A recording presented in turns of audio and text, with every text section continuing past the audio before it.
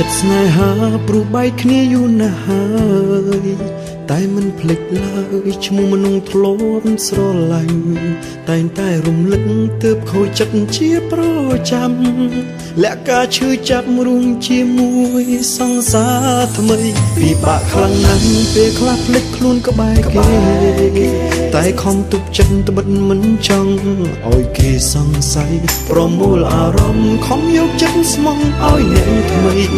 ប៉ុន្តែហេតុអ្វីបេះដូងភក្តីមិនភ្លេចទេ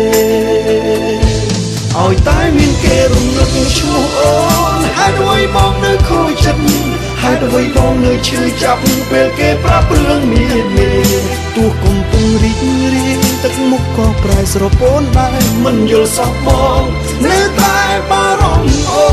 នឲ្យតែមានគេរំលឹកឈ្មោះអូនធ្វើឲ្យបងឆ្អែតបាយចិត្តនឹកឃើញរឿងរ៉ាវទាំងឡាយដែលធ្លាប់សាងមកពីមុនឬភ្លាមចាប់ផ្ដើមពួលតាមកទឹកភ្នែកមិនដឹងខ្លួនតែទ្រាំលាក់ខ្លួនពួនហោទឹកភ្នែកម្នាក់ឯងក្រែងចិត្តសង្សារថ្មី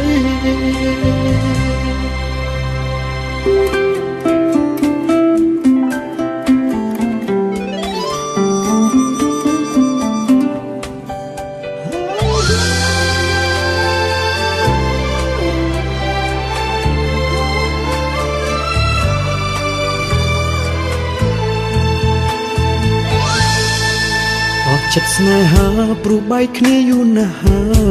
យតែមិនភ្លេចឡើយឈ្មោះមនុស្សធ្លាប់ស្រឡាញ់តែងតែរំលឹកទើបខូចចិត្តជាប្រចាំលាក់ការឈឺចាប់រស់ជាមួយសង្សារថ្មីពិបាកខ្លាំងណាស់ពេលខ្លះភ្លេចខ្លួនក្បែរគេតែខំទប់ចិត្តត្បិតមិនចង់ឲ្យគេសង្ស័យប្រមូលអារម្មណ៍ខំយកចិត្តស្មោះឲ្យអ្នកថ្មីប៉ុន្តែហេតុអ្វីបេះដូងភក្តីមិនភ្លេចទេឲ្យតែមានគេរំលឹកឈ្មោះអូនហេតុអ្វីបងនៅខូចចិត្តហេតុអ្វីបងនៅឈឺចាប់ពេលគេប្រាប់រឿងមាន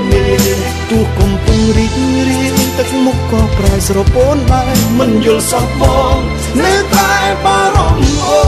នឲ្យតែមានគេរំលឹកឈ្មោះអូនធ្វើឲ្យបងឆ្អែតបាយចិត្តនឹកឃើញរឿងរ៉ាវទាំងឡាយដែលធ្លាប់សាងមកពីមុនឬភ្លាមចាប់ផ្ដើមពួលតាមក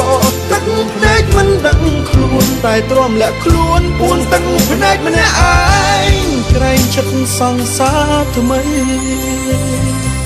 ឲ្យតែមានគេរំលឹកឈ្មោះអូនហេតុអ្វីបងនៅខូចចិត្តហេតុអ្វីបងនៅឈឺចាប់ពេលគេប្រាប់រឿងមេ